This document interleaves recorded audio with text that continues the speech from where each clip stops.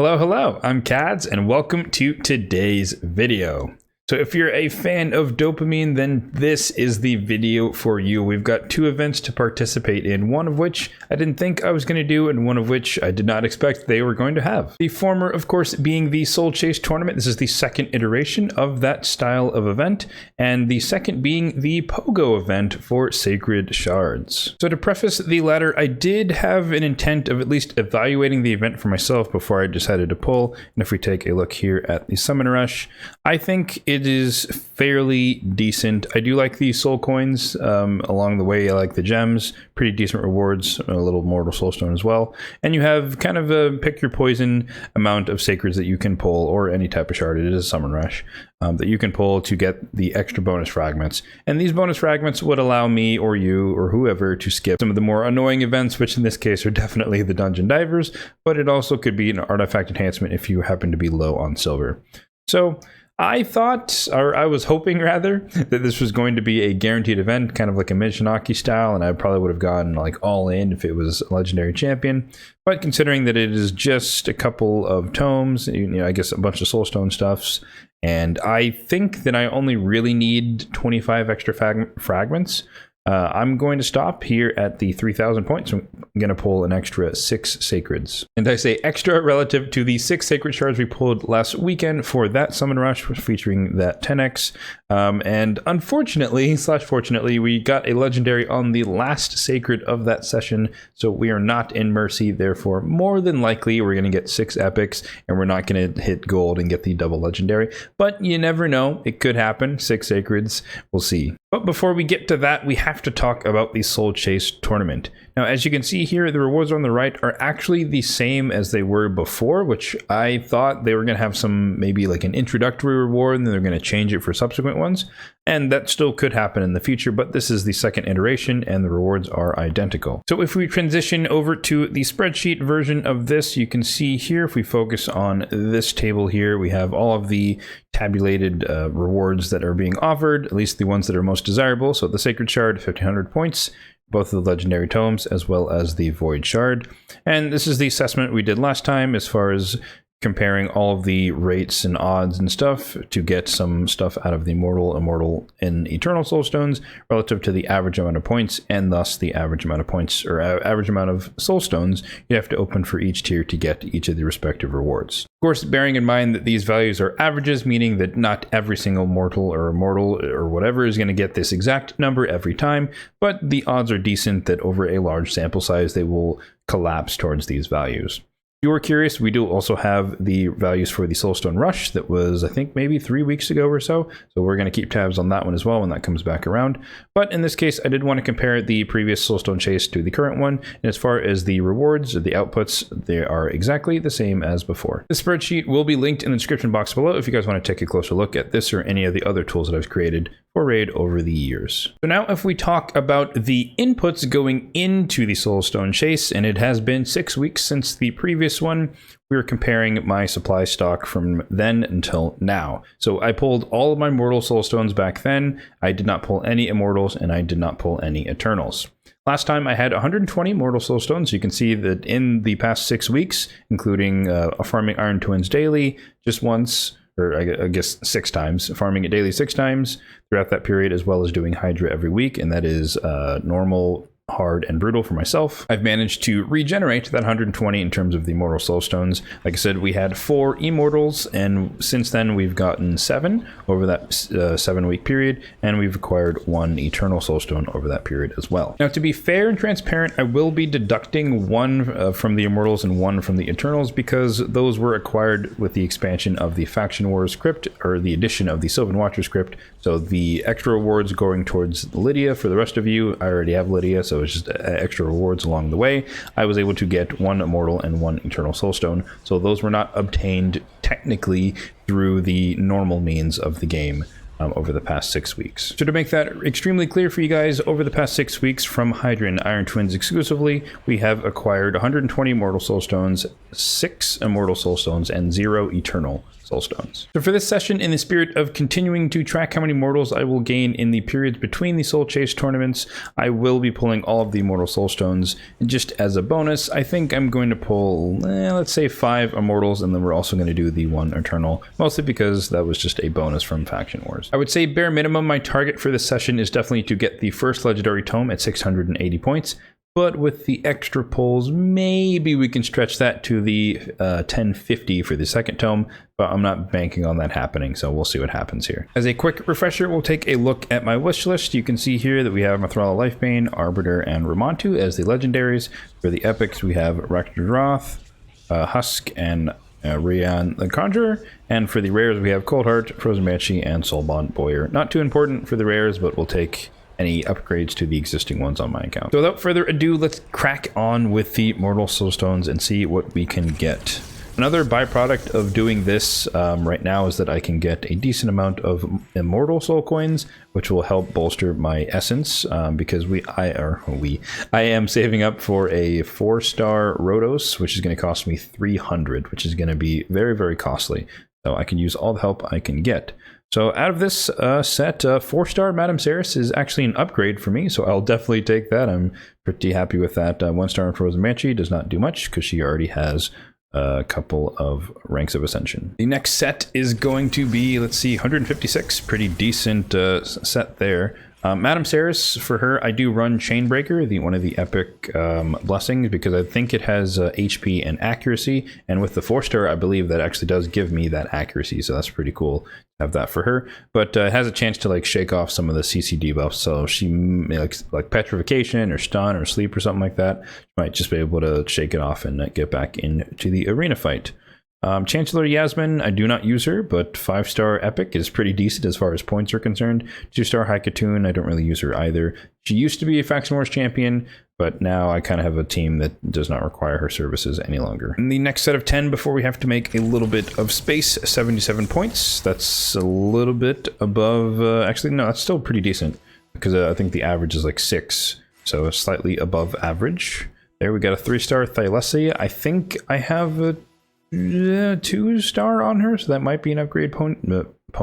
Bone Keeper I do not use, although I heard she hits very hard.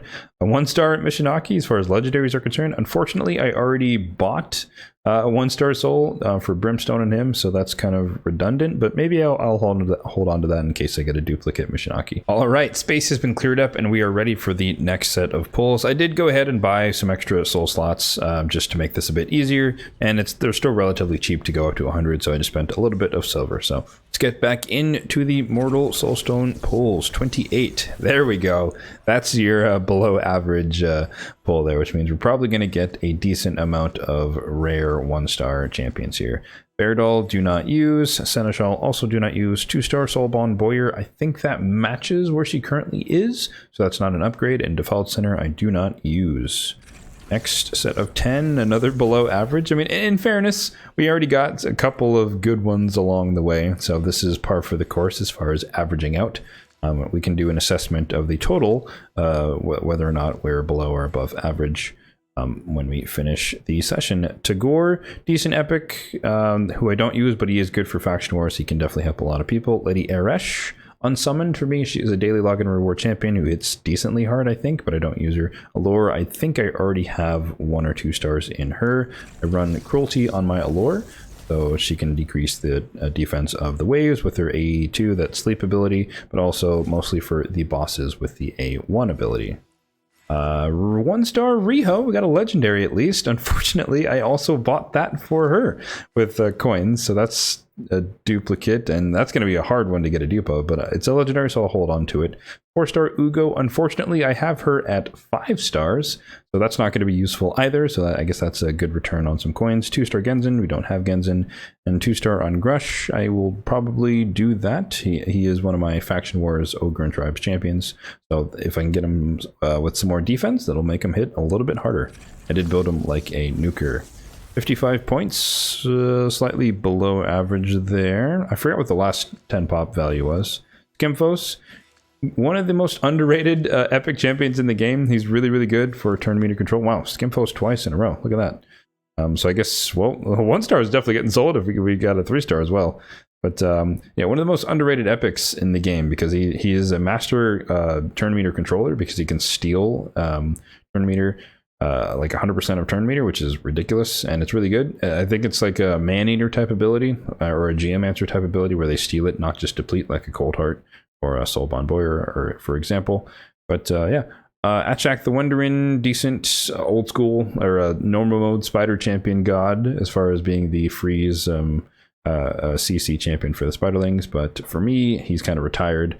Woad Painted, pretty good after the buff, but I don't use her, but she is one of the best healers in the game, and I'm sure we all are familiar with the Cardinals of the world, who are very, very annoying in the arena with their stone skin and super high resistance and no speed. Let's keep it moving to the next set of 10, 25 points. Ouch, that is definitely below average. So we're kind of hitting below the belt here, or getting hit below the belt, I should say.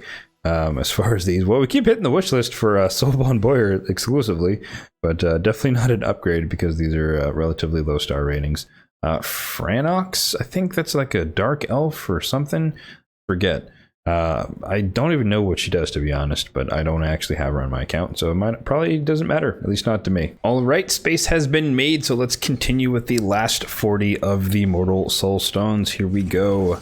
94, that is definitely above average, ever so slightly, so we should get something decent here in this 10 pop. 2-star Berserker, that's probably the same as what he has. I do use him for a Berserker here. I do use him for Secret Rooms. Oh, it's the 6-star rare that we are definitely going to sell. But earlier, I mean, hey, nice to hit the 6-star table, but unfortunately it's a rare that I will probably never ever use. Umbrella Enchantress, really good. One of the few champions in the game who has a block buffs, debuffs that matches the duration matches the cooldown. So she's pretty good for like early game or mid game Hydra. And unfortunately, there's nothing really to be said about Snorting Thug, so don't even have him and will not be used. So next 10 pop 23, that is way below average. So this is definitely going to be a pretty crappy 10 pop. Maybe not. The 2-star Skull Crown for me, that is an upgrade. I do have her at 1 star, so that's a little bit higher level of cruelty. I think that does give her the bonus of the attack, maybe like 400, 500 for an epic. So that's actually pretty good, and I'm very happy with that. Next 10 pop here, 48. There wasn't much else to talk about there as far as all the rares. 2-star Miscreated Monster. One of the old school, once again, Spider Champions, normal mode. Used to be the king of protection there with the massive, massive shield based on the damage he does. So it's definitely still good for that if you don't have someone better, but the meta's kind of switched from less about protection and more about burning and other hard CC. Yelagurna, do not use her. I think she was like a previous fusion champion. 1-star Ninja, unfortunately, once again, I did purchase that with Soul Coin, so that will definitely be sold because you literally cannot get a copy of Ninja, so having a redundant soul for him is pointless. And the last 10 pop for the Mortals, 473. That means we got something super good. Where is it? Legendary, 5 stars. Oh, Gomlock Skyhide. Well, I mean, somehow I actually called the rare and rank, rare and rank there. That was kind of ridiculous. But unfortunately, Gomlock is not the one we would want it on. I don't even think I've summoned him. No, I did. I summoned him because it's required for the Ramontu missions, but I do not have any intention to use him. Definitely needs a buff if he really wants to be used. He has too many like conditionalities with this kit that just doesn't make it worth booking and or using. So before we get to the big boy stones, let's quickly check in on the tournament, because for the majority of the players, you're probably going to only be using Mortal Soul Stones if you're pulling for this at all. And if we go by the average amount, I pulled 120 Mortal, 6.7 points on average per, means we should be somewhere around 800 if we got average. So if we're above that, then we're above average. If we're below it, then we're definitely below. I think in this case, we're gonna be above. We did get a 5-star legendary soul after all, so not shocked that we are well above that 800 benchmark as far as the average, and we're actually top of the tournament. Hey-oh, let's go. So I guess we get a bonus legendary tome, which is huge for me. So 3 legendary tomes, and then 6-star legendary relentless. I will definitely take that. So that is excellent. We are honestly in striking distance of that sacredness, and I'm a little bit more tempted. I think it kind of depends what comes out of the Eternal. So maybe we open the Eternal and then consider if I want to do more on the Immortals. So this is definitely not the order in which I intended to summon these, but in the interest of min-maxing here and trying to maximize the tournament, I do want to know what the Eternal is, since that has the highest potential point capacity in the game. So let's see what this bad boy has to offer us. 135, that is pretty well below average, so it's probably a 5-star epic. And Jingle Hunter, definitely not what we're looking for from an Eternal Soulstone. That will not be used. So now I just need 200 points-ish, and I could get a Sacred Shard. So we probably want to go a little bit harder than the 5 I intended, and at least get the Sacred. I didn't expect the Mortals to be this good, to put me that far ahead of the average. So we're kind of changing the plan on the fly here, but we're going to keep track of how many points we get per each of these Immortals. And again, the average expected is around 40-ish. So it could be done in about 5 if we're lucky, but that we could also be unlucky, and that could not be the case. So let's get into it here. We're not going to do a 10 pop. We're going to do these one at a time. Starting off weekly with 12. That's probably a 3-star rare or something, 3-star epic. Not going to cut it. So we're still looking for about 203 points. Ouch! That is a 3-star rare for sure. So that's not what we're looking for. Okay, another 3-star rare. We're off to a terrible start. 3-star Marquess, that's an upgrade for her, I think. I do use her for secret rooms. 30, there we go, a little bit closer to the average, probably still a rare. No, a low star for epics. Okay, Masamoto. Do not use him. I think he has like provoke and decrease attack or something like that in his kit. Don't remember. Could be decent for faction wars, but not necessary on my account. So we're somewhere around 50-ish points, so a quarter of the way there. Not looking too hot so far. 100, there we go. So now we're at 150. That's what we're talking about. Legendary Arbiter and Wishlist. 4-star Arbiter. I will take that. That is awesome. Intimidating presence for her. That is, I think, HP and I don't know. I think the speed's at 6-star, but still, that is huge. Huge from the wish list as well, and I will definitely take that. So we're 50-ish points away from the potential Sacred Shard here. Let's keep it going. Another 3. That's not what we're looking for. We need 50-ish points. So that's another 3-star rare Fleshmonger. I do use him as well for secret room, so that's probably an upgrade for Phantom Touch. 12. Not quite there yet. So we're somewhere around 40-ish. 3-star Anax. I really wish I could use Anax sidebar here because he's like one of the hardest hitting epics for Demon Lord Clan Boss. But since I don't run unkillable teams, he doesn't really fit in any of my traditional comps, or he'll never fit in a traditional comp because he's super squishy. But I wish I could use him because he's definitely one of the most accessible high damage champions for unkillable team game. So I think we're somewhere in the 30-ish range. Okay, 30-ish points. This probably will be the last Immortal that we are pulling for this session here. We can double check on the tournament real quick, but 5-star Spikehead is not what we are in the market for. So a bunch of red dots, which is not super clear. Soul Chase tournament, and I believe that we did not make it. Oh no, 1474. Okay, mental math was not on par there. So we need 26 more points. I think it's still doable within this set here, and hopefully it is within this Immortal right here. Oh no, 6. Okay, 6 points. Oh, we're gonna be so close but not get there. I hope that's not the case. I hope I didn't jinx myself there. I guess we might be going all in here, guys, but it is a Sacred Shard and it's definitely worth it. And 30. Okay. Whew, we made it. One to spare. The one bonus from Faction Wars. Doesn't really matter what it is. 5-star rare. I'm definitely going to sell that one. But Sacred Shard is secured. Definitely had to go all in here as far as my Soulstones are concerned. But again, I changed my strategy here on the fly. We got a lot more than the average I was expecting for the Immortal Soulstones, and so I decided to go a little bit harder than expected. All right, now let's proceed to the second part of the dopamine rush for today, which is participating in the Pogo event for the Sacred Shards in the interest of the summon rush for the bonus fragments for the Epic Fusion. Now, it is worth noting that there are a couple of bonus events going on right now relative to the portal. So you can see here that there is a guaranteed event for Stagnite for 25 Ancients, which is extremely cheap, and Stagnite is definitely one of the best epic debuffers in the entire game. So if you do not have him, you're in the early mid game, and you have 25 Ancients, he's definitely one that I would recommend pulling for if you can, because he will be used well into the end game. I think there is also going on a 10x for some champions here. So Leorius the Proud, this is to coincide with the summon rush, the midweek summon rush going on right now. And Leorius the Proud, if you're pulling voids, and for the Ancients and Sacreds, one of the new champions they just added to the game, which is something Bonesaw, Jag Bonesaw, yeah. So decent arena nuker from what I've been seeing.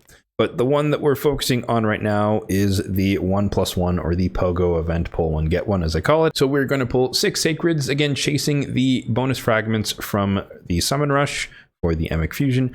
But if we happen to get lucky and hit the Pogo in those 6 Sacreds, then I'm not opposed to that happening as well. But really quickly, so you guys can see the total shard count on my account, it hasn't changed substantially from a couple of days ago when we did the weekend summon rush, but we have 536 on the Ancients, 214 on the Voids, and 64 on the Sacreds. And yes, that is including the one we just got from the Soulstone Chase tournament. As far as the Mercy tracker is concerned, there's not much, or there's not a lot to share, because we kind of talked about it earlier, but the Sacreds have been reset all the way back to 0, so we are fresh, because the last shard that I pulled in the previous session was a legendary, specifically Richtof the Bold. And seeing as how I did not really want a Richtof the Bold, my wish list has not changed since a couple of days ago, so we're still looking for a Poison Exploder, or a Molly Tankard, or a Valkyrie, or I'll take a Crowd in the Blue for potential Fire Knight usages, but he's probably a little bit less useful than I originally planned.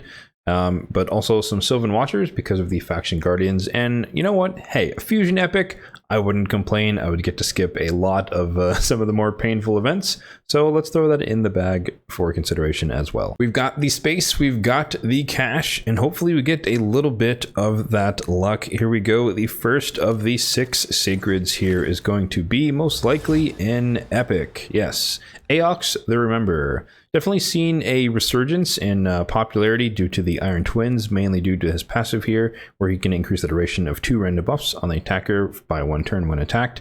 So he synergizes pretty well with those block damage Geomancer teams, because you can permanently, well not permanently, but you could potentially permanently extend the HP burn placed by the Geomancer, and thus you continuously get all of his passive damage reflected onto the Iron Twins. But in addition to that, he's also a pretty decent faction war support overall, who does have decreased attack and decreased crit rate, which can be the difference between you getting crit by a PvE mob versus not. And he also has a decent heal here on the A2. Moving on, 5 Sacreds to go. Are we going to get lucky with the Pogo event? Looking like a no so far.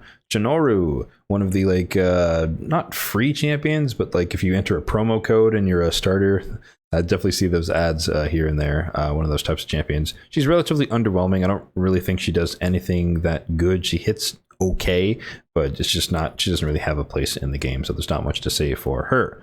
4 more Sacreds to go. Come on, RNGesus, grant us that sweet, sweet luck. A Seeker.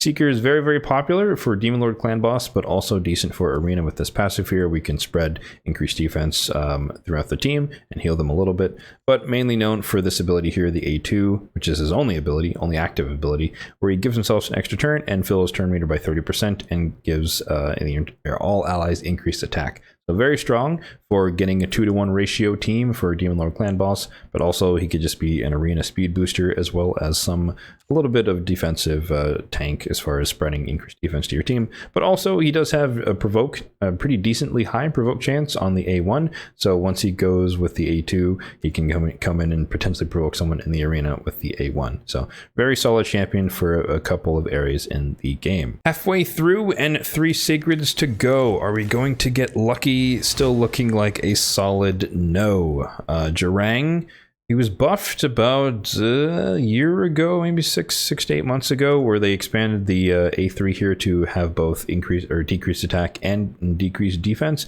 but it's still a 3-time at random, so it's not reliable as far as a faction wars debuffer is concerned. He's decent for the Epic Lizardman Secret Room because there's not many options, but I don't think he's really worth investing in overall. The last 2 sacreds that we have for the opportunity here, not looking good, but again, this is what expected, or this is what is expected.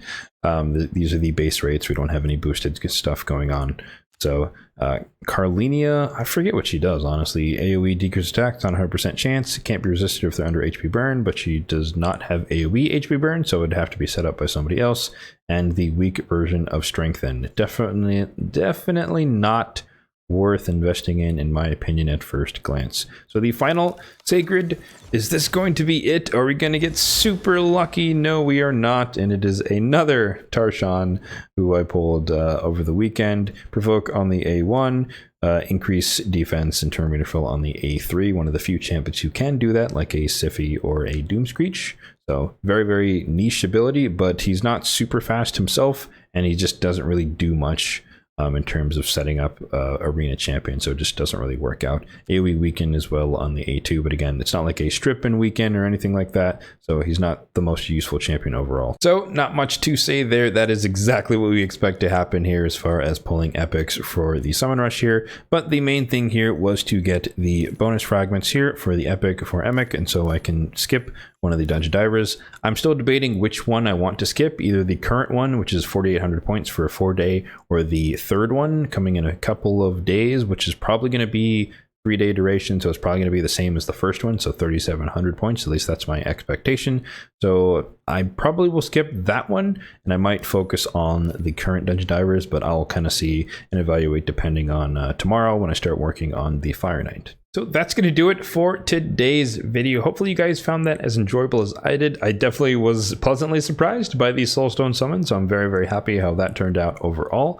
I did not expect to max out the event, but at this point I'm basically back to 0 on the Soulstone, so we can definitely get an accurate count of how many Soulstones I can acquire between now and the next time we have a Soulstone chase. As far as the Pogo event, like I said before, unfortunately I did already get a legendary, so my expectations were very, very low as far as getting another one and another 6 sacreds, so that's about as good as I can expect it to have gone. So let me know in the comment section down below if you guys pulled any shards for this midweek summon rush bonanza here, because once again there was a guaranteed Night, so if you're in the early and the mid game, it's definitely worth 25 ancients if you could spare it, or if you're pulling some sacreds to skip some of the events like myself, let me know what you got out of those sacred shards. Hopefully you guys hit the Pogo event. As always, if you enjoyed the video, then be sure to hit that like button down below and subscribe to the channel for more content just like this one in the future. Thanks for watching and have a good one.